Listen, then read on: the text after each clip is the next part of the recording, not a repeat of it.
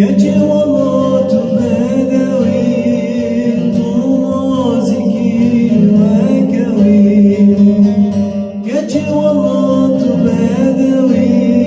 تو نازکی و کوی چندو استنا بینن دلیم بتناحوی